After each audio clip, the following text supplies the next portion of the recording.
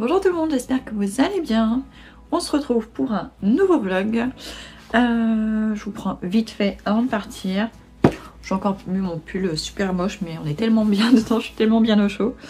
Alors, j'ai terminé dimanche soir La Terre à soif d'Eric Orsina, donc ma première lecture de 2025.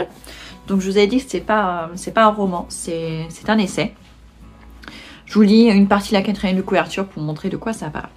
La terre a soif, et la soif est un appel, le plus bouleversant car le plus vital de tous les appels. À cet appel, les rivières et les fleuves ont su répondre, en offrant l'eau réclamée, bien plus que les puits. Cette mission, essentielle entre toutes, combien de temps pourront-ils la remplir? Voici une géographie intimement mêlée d'histoire, une musique venue du ciel, une pluie fatiguée de tomber qui continue son parcours dans un lit jusqu'à la mer. Un récit toujours semblable et à chaque fois singulier, le théâtre de la vie.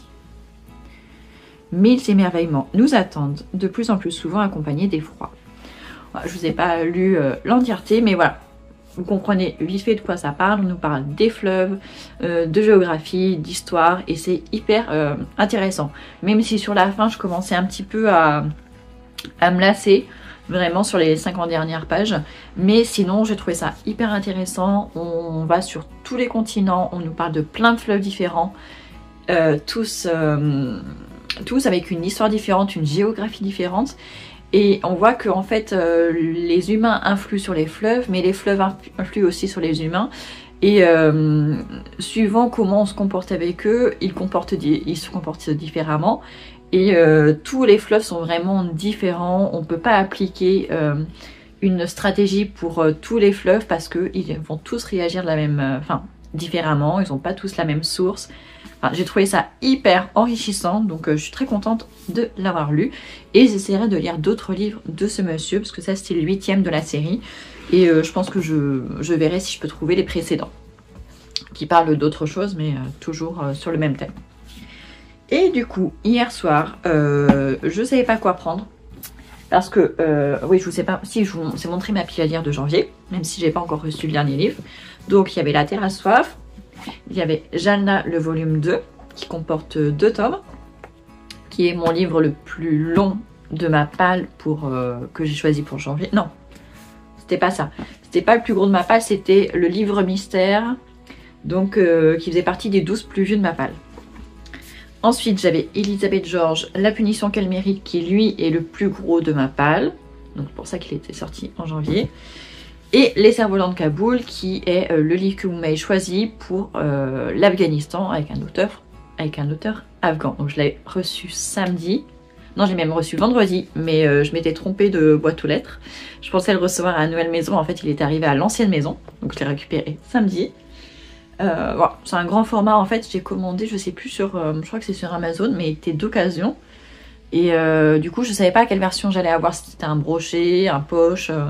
C'était pas précisé. Donc, c'est un grand format, donc c'est plus pratique pour lire parce que ce sera, enfin quoique, c'est pas non plus écrit très gros. Mais voilà, j'en ai entendu énorme. Enfin, quand je l'ai montré sur Threads.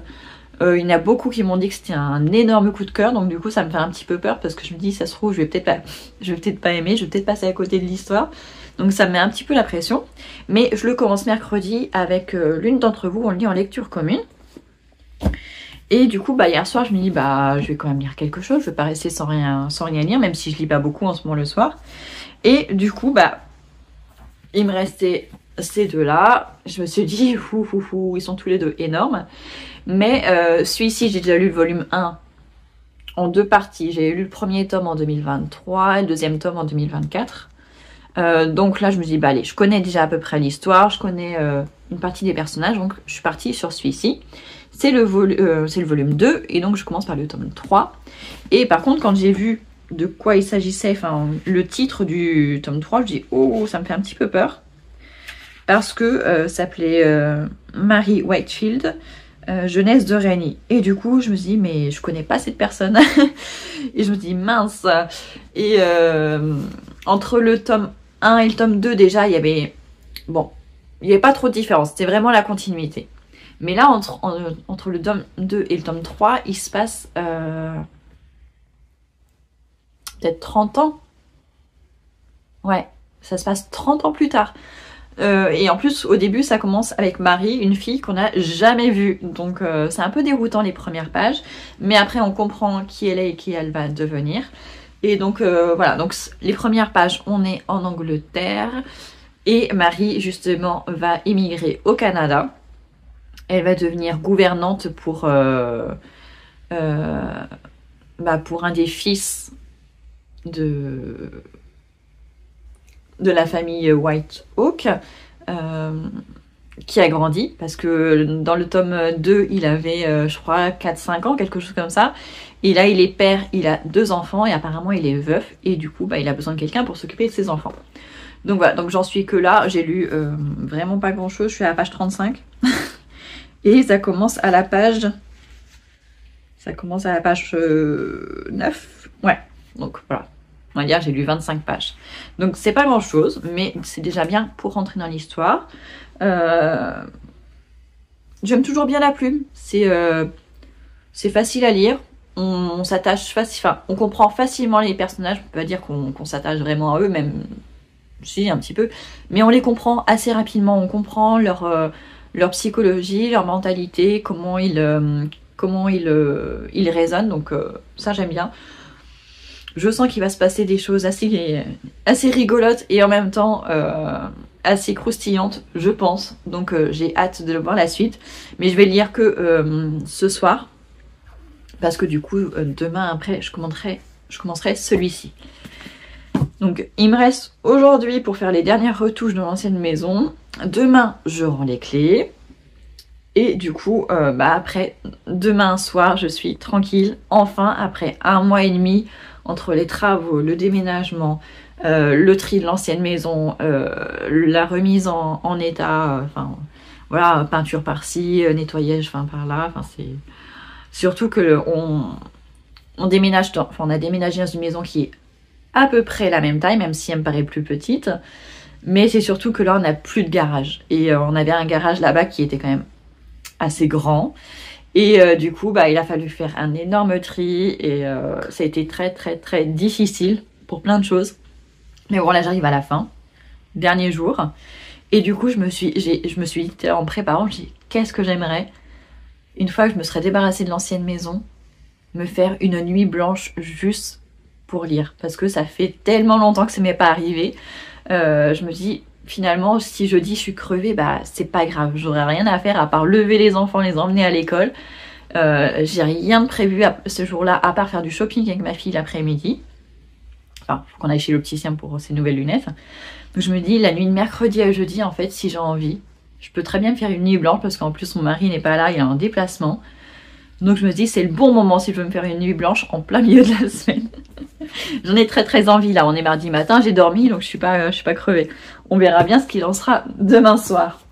Enfin voilà, donc je vous quitte pour l'instant et je vous reprendrai, je pense jeudi.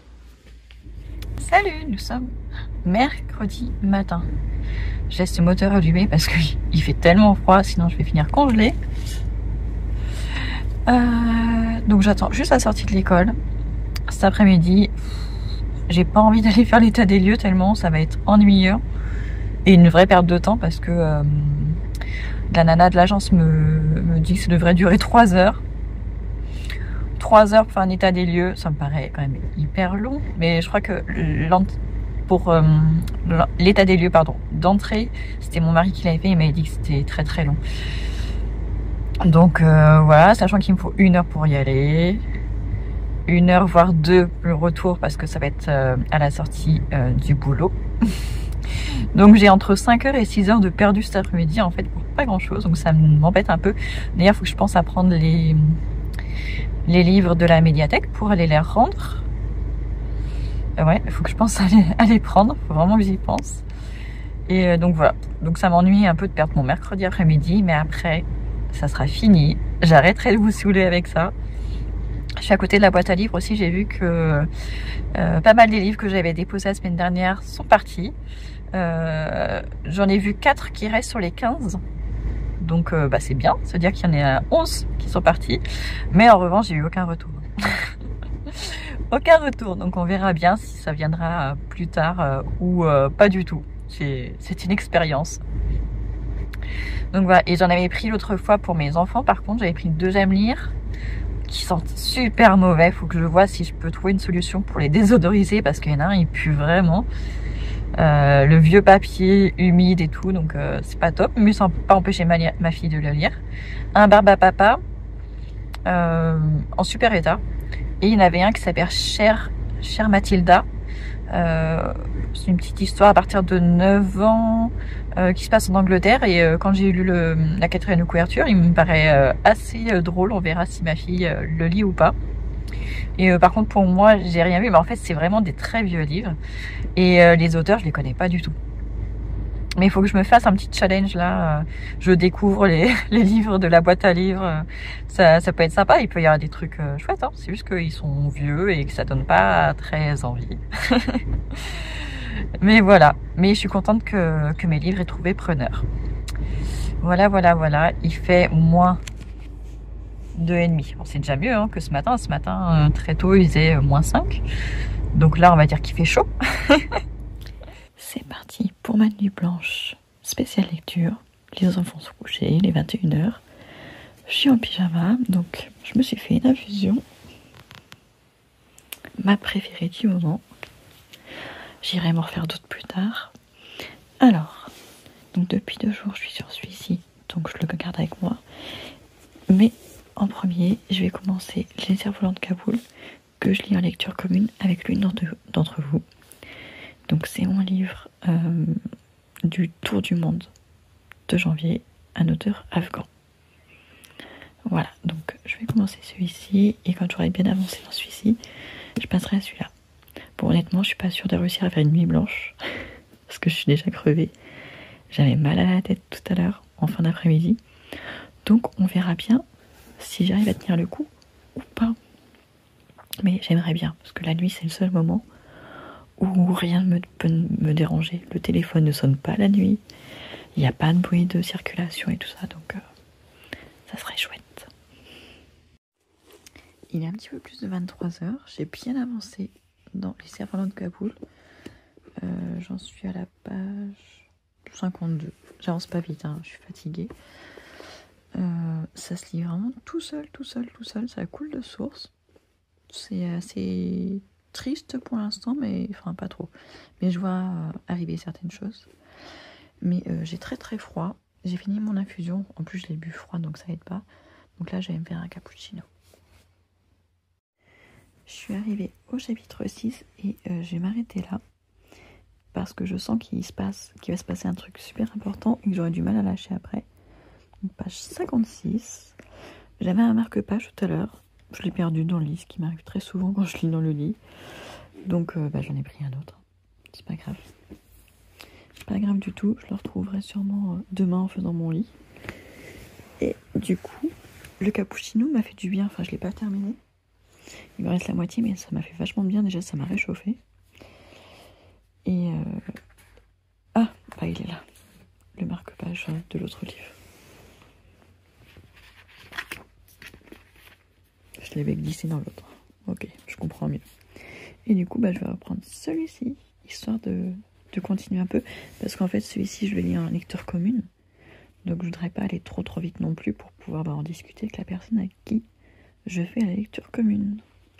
Voilà. Donc, je continue celui-ci. Et je reviendrai vous en parler plus tard. Il est que minuit 12. Mais je m'endors sur mon lit, je suis crevée. Donc, je vais aller me coucher. Et si je me réveille dans la nuit comme les nuits précédentes, je lirai peut-être quelques pages. Mais ça fait beaucoup de bien passer la soirée. Même si c'était que 2 heures, et c'est déjà très bien, très agréable. Bonjour tout le monde, nous sommes jeudi matin. Nous sommes le 16 janvier. Le mois avance, donc il y a déjà la moitié du mois qui est passé. Alors comme vous avez pu le voir, cette nuit, je n'ai pas réussi à faire une nuit blanche. Hein. Mon corps n'était pas du tout prêt. Vraiment accumulé trop de fatigue. Et à minuit 20, je me suis écroulée. Donc après avoir fermé les yeux, je me dis c'est bon, j'arrête, je capitule. Mais je suis contente parce que j'ai quand même bien avancé. J'ai passé une bonne partie du mois à lire de la non-fiction. Un essai qui touche plusieurs domaines. Et du coup là, de repartir sur de la fiction avec 2 romans en plus, franchement là, j'ai très bien dormi. Parce que du coup, j'ai commencé ce livre dans le cadre du Tour du Monde. Alors je pense que je ferai une vidéo à part vraiment à la fin du mois, ou même au mois de février, pour revenir sur ce livre et sur le contexte. Mais il se lit tout seul. Alors sur Threads, quand j'ai dit que j'allais lire ce livre, j'ai eu énormément de personnes qui m'ont dit que ça avait été un énorme coup de cœur pour elles. Et du coup, ça m'a un petit peu mis la pression. Je dis, ah mais si j'aime pas autant, si c'est juste un bon livre, je vais un peu culpabiliser ou je vais me dire que je suis pas assez à côté de quelque chose d'important. Donc, je suis partie avec un petit peu de stress, mais finalement, ça se lit tout seul. J'en suis à page 56, donc j'ai pas beaucoup lu. Mais du coup, je me suis familiarisée avec l'histoire. Alors, je ne sais pas si l'histoire est autobiographique ou non. On nous dit au tout début que ce n'est pas le cas. Que s'il y a des ressemblances avec des personnes, des lieux et tout ça, c'est une pure coïncidence. Honnêtement, je pense que l'auteur s'est inspiré de son histoire, mais je ne sais pas à quel point. Mais en tout cas, ça se passe dans les années 60-70 en Afghanistan. On est avec un petit garçon qui est élevé par son père, donc très riche. Sa mère est morte pendant la naissance, je crois, pendant l'accouchement. Donc c'est un petit garçon qui adore lire. Son père, c'est pas son truc. On voit que le père est déçu de son fils. Et en parallèle, on suit l'histoire d'Amir, le petit garçon, et de son amitié avec Hassan. Hassan, c'est le fils d'Ali, qui est le domestique de la famille. Et pareil, Hassan est aussi, enfin, il n'est pas orphelin, mais il vit seul avec son père parce que sa mère l'a abandonné à la naissance. Et du coup, voilà, on suit deux binômes, Amir et son père qui sont riches, et Hassan et Ali qui sont les domestiques, mais Ali a grandi avec le père d'Amir, et Hassan grandit en même temps qu'Amir. Donc ce sont 2 amitiés, mais des amitiés qui sont pas au même niveau parce qu'ils sont pas de la même catégorie sociale, ils sont pas non plus de la même religion, enfin ils sont tous musulmans, mais les uns sont des musulmans sunnites, les autres des musulmans sunnites qui sont comment dire, qui sont j'ai pas le mot. Alors, déjà c'est une minorité, mais c'est pas le mot que je cherchais. Bon, je reviendrai là-dessus. Mais voilà, donc ce sont des amitiés qui sont un peu contre nature. Et voilà, là on est dans l'enfance d'Amir. Il nous explique comment il vit, cette amitié, mais aussi dans la société, ses relations avec son père. Et au début du roman, il y a encore le roi d'Afghanistan qui règne depuis 40 ans. Et il y a quelques pages, le roi a été chassé par le cousin. Le cousin voilà, a pris la place, ils ont mis en place une république, mais on sent que ça s'est fait quand même dans la douleur. Et là, je me suis arrêtée à la page 56 parce que j'ai senti qu'il se passait quelque chose, qu'il allait se passer quelque chose d'important. Et du coup, je voulais pas me gâcher le moment en étant endormie. Mais il y a un truc qui est chouette, c'est que vous voyez, les paragraphes, les chapitres, ils s'enchaînent. Vous voyez, là, il y a la fin du chapitre 5 et tout de suite, vous avez le chapitre 6. On ne saute pas de page, on ne laisse pas de page blanche. Ça, je trouve ça très chouette. C'est les éditions Belfond. Je crois que j'ai déjà lu un livre ou 2 de cette édition. Là, je ne vois pas dans ma bibliothèque, mais ça me dit quelque chose. Et je trouve ça une très bonne idée. Ça ne gâche pas de papier. Donc, je reviendrai sur ce livre. Pour l'instant, il ne se passe pas grand-chose. Mais voilà, on va nous parler forcément de l'arrivée au pouvoir, je pense, peut-être des talibans, de l'invasion russe. Enfin, normalement, il devrait y avoir ça, je pense, mais on verra par la suite. Et du coup, j'ai continué un petit peu Jalna, donc le volume 2 qui correspond au tome 3 et 4. Et donc voilà, on suit l'arrivée de Miss Wakefield, qui est la nouvelle gouvernante de la famille White Oak au Canada.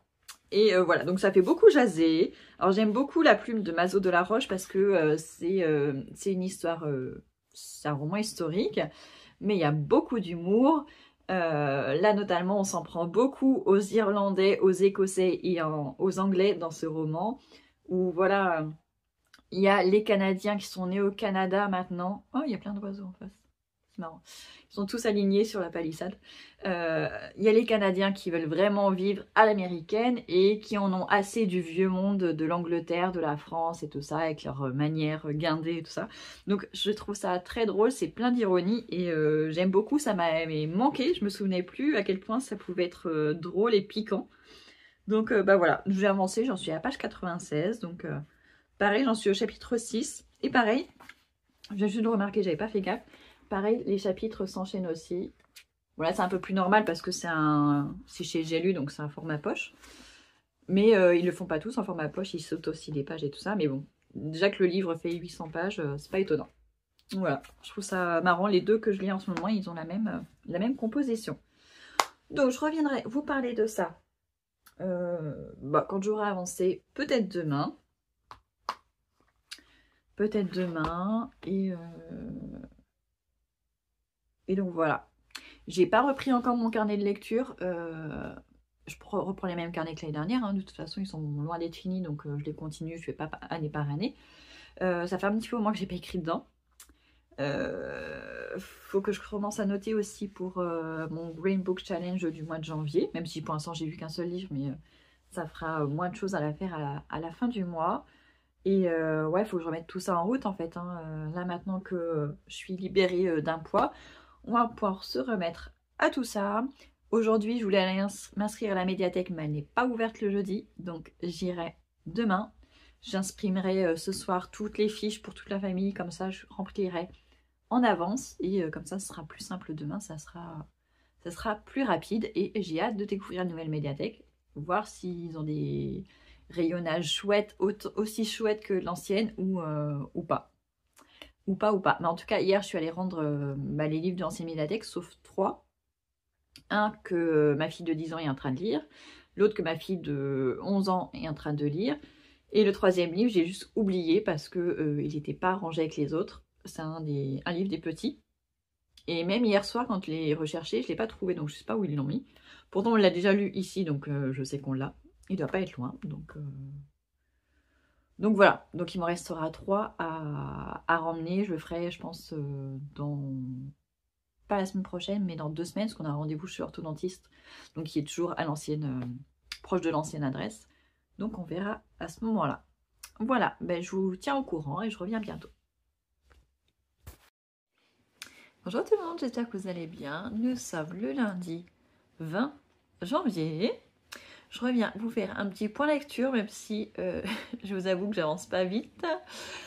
Je galère en ce moment. Je sais pas pourquoi, je sais pas si c'est le fait que la première lecture était très longue, mais je me traîne. À chaque fois que je prends un livre, en fait, j'ai l'esprit qui vagabonde un petit peu trop. J'ai tendance aussi à un petit peu trop scroller sur les réseaux sociaux, chose que je faisais très peu avant. Mais je me dis que c'est peut-être la fatigue tout simplement. Donc, ce qui fait que du coup, je passe beaucoup de temps sur mon téléphone, mais peu de temps à lire. Et en plus, en général, le dimanche, c'est le moment où je lis. En tout cas, c'était le cas avant les travaux. Et là, ce week-end, on a dû faire de la route. Et même si pour une fois, je ne conduisais pas, en même temps, je me voyais mal être dans mon coin, lire. Donc, on a préféré discuter. Ça permettait de faire passer le temps à tous les deux. Donc, ce qui fait que j'ai pas lu dans la voiture, mais j'ai quand même pu lire un petit peu hier soir. Donc, je ne sais pas si vous vous souvenez, je suis sur 2 lectures en même temps. J'avais commencé Jalna, le tome 3, et j'ai commencé Les Cerfs-Volants de Kaboul aussi, qui est ma lecture du Tour du Monde pour le mois de janvier. Donc, celui-ci, je ne l'ai pas du tout repris depuis la dernière fois que je vous en ai parlé. Par contre, je me suis un peu spoilée. Parce que, en fait, je l'ai un peu feuilleté à la fin. En fait, en regardant le sommaire, on voit le titre du 3, du 4 et on nous dit qu'il y a l'arbre généalogique à la dernière page. Et je sais pas pourquoi, je l'ai ouvert. Et du coup, ça m'a spoilé ce qui va se passer. Même si je m'en doutais grandement. Mais là, de voir l'arbre généalogique, il n'y a plus aucun doute possible. Donc je dis non. Mais c'était trop tard. Je l'ai vu. Donc je sais ce qui va se passer. Mais c'est pas grave. Je vais quand même apprécier le déroulement, je pense. Et en revanche, j'ai continué un petit peu Les Cerfs-Volants de Kaboul de Khaled Hosseini. Ma lecture est... mon sentiment est mitigé sur cette lecture en fait. Je pense que c'est influencé aussi parce que beaucoup de gens ont eu des coups de cœur sur ce livre. Alors, j'apprécie ma lecture, mais j'ai du mal en fait avec les personnages. On est dans les années 70 et 80. On suit un enfant qui a grandi à Kaboul. Et au bout d'un moment, il va y avoir les soviétiques qui vont envahir l'Afghanistan. Et du coup, ce garçon et son père vont être obligés de fuir. Mais avant qu'il se passe ça, il se passe quelque chose entre Amir et Hassan. Et les relations sont très ambiguës en fait. On sait ce qui se passe dans la tête d'Amir, on sait ce qui se passe dans la tête de Hassan. Et en fait, il y a un manque de communication, mais en fait, ils sont pas... Ils partagent tout, ils partagent leur jeu, ils partagent presque leur maison. C'est un mélange entre la famille et les amis, mais comme ils sont pas de la même classe sociale, ils sont pas de la même ethnie, et du coup il y a un fossé entre les deux qui fait qu'ils ne peuvent pas vraiment être amis, ils sont pas vraiment de la même famille, et du coup il y a toujours un rapport de supériorité ou d'infériorité entre les deux, et ça va amener à quelque chose de dramatique, qui est vraiment horrible, qui va mettre les deux enfants dans des situations impossibles. Et du coup, à chaque fois qu'Amir, Amir, à chaque fois qu'Amir prend une décision, je trouve que c'est idiot. Enfin, je me dis, mais pourquoi il fait ça? Et du coup, après, c'est un engrenage qui se met en place et ils ne peuvent plus faire machine arrière. Et du coup, ça devient dramatique pour tout le monde. Et du coup, j'ai trouvé ça extrêmement triste. Après, il y a eu la fuite de l'Afghanistan où pour le coup je ne connaissais rien du tout, donc j'ai appris, même si c'est pas très développé, mais je trouvais ça intéressant. Et après on le retrouve quelques années plus tard aux États-Unis où il a fini par s'enfuir.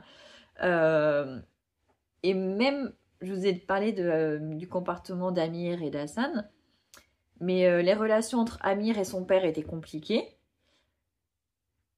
Ce qui faisait que j'aimais beaucoup le petit garçon Amir, mais que je détestais le père. Et finalement, en grandissant, en vieillissant, les rapports en fait s'inversent. Et du coup, c'est bizarre en fait.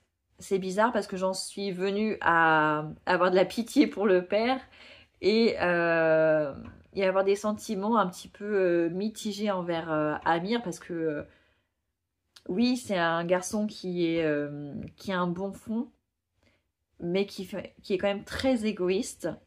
Et voilà, ça remue beaucoup de choses, hein. C'est une histoire assez complexe qui en dit beaucoup sur la nature humaine, c'est vrai. Donc j'attends de voir ce qui va se passer après, parce que forcément, il a des remords, ça se sent.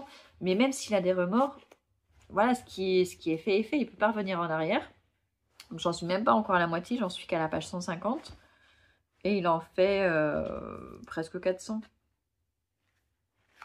Ouais. Ouais, presque 400. Donc je suis encore loin de la fin, donc il peut se passer encore plein de choses, parce que là où j'en suis, Amir n'a que 20 ans. Donc voilà, il peut se passer vraiment beaucoup de choses. La question que je me pose, c'est est-ce qu'il va revoir Hassan? Voilà. Comment vont évoluer ses rapports avec son père? Est-ce qu'ils vont rester aux États-Unis? Est-ce que son père va rester aux États-Unis? Il y a plein de questions en suspens, donc j'ai franchement hâte de continuer. Là, je vais me prendre 1 heure. J'ai eu quelques soucis avec la cantine, donc forcément ma journée ne s'est pas déroulée comme prévu. Mais c'est pas grave, on essaie de reprendre un bon rythme pour tout le monde. C'est pas toujours simple de se réhabituer à des nouvelles habitudes, mais ça va le faire. Mais voilà, je vais reprendre ma petite habitude de, après le déjeuner, prendre 1 heure pour moi pour lire. Donc là, j'ai redéposé tout le monde à l'école, donc je vais pouvoir lire un petit peu pendant 1 heure. Donc je vais lire celui-ci. Et je pense que je recommencerai Jeanna que quand j'aurai terminé celui-ci. Honnêtement, je risque pas de mélanger les deux histoires, ça n'a rien à voir. C'est pas la même époque, c'est pas le même pays, donc pas de souci. Mais j'ai franchement envie de savoir la suite de cette histoire-là. Voilà. Et ça me donne encore plus envie de lire les autres livres que j'avais choisis avec des auteurs afghans. Parce que je me suis rendu compte que oui, je connaissais quand même à peu près l'histoire de l'Afghanistan, mais il y avait des détails qui m'échappaient. Ne serait-ce que sur la langue, pour moi l'Afghanistan, voilà, c'est un pays musulman, donc pour moi, qui dit musulman dit ils connaissent le Coran qui est en arabe, donc ils parlent arabe. Or que non, en fait, les Afghanistans ne parlent pas arabe. Bien sûr, ils ont des mots dans leur vocabulaire qui vient du Coran, donc qui sont en arabe, mais leur dialecte, leur langue, c'est un dérivé du farsi. Donc en fait, culturellement, ils sont très proches de l'Iran et du Pakistan. Et ça, je n'avais pas la référence, donc j'ai cherché hier soir, on a regardé avec mon mari, parce que lui aussi ne savait pas. Pareil pour le climat de l'Afghanistan, pour moi, un pays arabe, ça faisait partie de la péninsule arabique, c'est le désert, il fait très chaud. Alors que non, pas du tout, j'avais complètement oublié que les talibans se cachaient dans les montagnes. Donc oui, l'Afghanistan, c'est aussi un pays de montagne, il peut être très aride, mais en hiver, il fait froid, ils ont de la neige et tout ça. Donc j'avais complètement oublié, donc je redécouvre en fait aussi l'Afghanistan avec ce livre, et c'est chouette, enfin, c'est toujours agréable d'apprendre des nouvelles choses en continu, et encore plus quand ça vient des livres. Voilà, bon, je vais vous laisser pour aujourd'hui. Je vais aller lire un petit peu et on se retrouve dans les prochains jours. Ah non, j'allais oublier aussi. Suite à mon dernier vlog, l'une d'entre vous est venue me dire en commentaire que celui-ci était un tome 19. Encore. Et Babelio ne me l'a même pas dit, je crois. Ou alors c'est moi qui n'ai pas fait attention. Bah, apparemment, c'est un tome 19 et les personnages principaux, enfin, je pense que l'enquêteur ou l'enquêtrice doit... doit avoir un passif, forcément. Si c'est le tome 19, on doit en savoir plus sur la personne. Et du coup, elle m'a conseillé plutôt de relire à partir du 1. Le problème, c'est que j'ai pas les autres tomes, donc ça m'embête un petit peu, sachant que c'est le livre le plus gros de ma palle, donc c'était... Voilà, si je me suis fait ce challenge, c'est pas pour rien, c'est pas pour rajouter des livres. Donc, je suis en pleine réflexion. Je pense honnêtement que je vais quand même essayer de le lire. Parce que même si c'est un tome 19, normalement, c'est une enquête à... Enfin, c'est une enquête... Il y a sûrement le début et la fin dans le même livre, donc je pense que je peux le lire. Plus, il fait 900 pages, donc je pense qu'il y a de quoi avoir un bon développement. Je pense que je vais le lire. On verra bien. Si vraiment je bloque, qu'il manque plein d'infos, bah, je me mettrai en pause et je chercherai les premiers. Mais, ah ouais, d'accord. Ouais. Ah oui. Là, à la première page, enfin pas à la première page, mais à la deuxième page, en effet, on voit les enquêtes de des mêmes personnages. Et je vois les titres, et en effet, ça fait 1, 2, 3, 4, 5, 6, 7, 8, 9, 10, 11, 12, 13, 14, 15, 16, 17, 18. Ouais, c'est ça, c'est le 19e. C'est le 19e. Les enquêtes de Barbara Evers et Thomas Linley. Ouais. Et honnêtement, enfin, s'ils font tous 900 pages, je peux pas lire les 18 tomes comme ça, même en une année, ce sera pas possible. Faut que je puisse varier. Donc, je pense que je vais le tenter en one shot et on verra bien ce que ça donne. Mais en tout cas, merci Séverine de m'avoir prévenue. C'est quand même chouette d'être prévenue avant que je le commence, parce que sinon, je pense que ouais, j'aurais été un petit peu perdue. Mais là, si je le commence en sachant que c'est un tome 19, déjà, je me mets dans une position où je sais que je peux ne pas tout comprendre. Donc, ça permet de se préparer psychologiquement, voilà. Voilà, maintenant, je pense que j'ai tout dit. Je pars lire et on se retrouve bientôt.